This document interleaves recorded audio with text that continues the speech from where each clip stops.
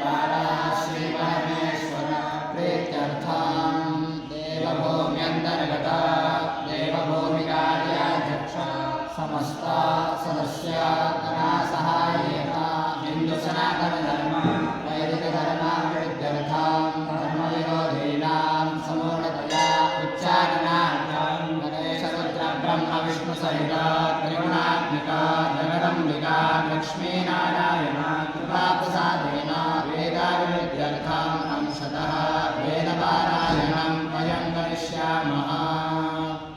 ॐ श्री याज्ञवल्क्यगुरुभ्यो नमः। ॐ श्री कण्वकाचार्यनाथमहर्षिभ्यो नमः। ॐ श्री महागणपतये नमः।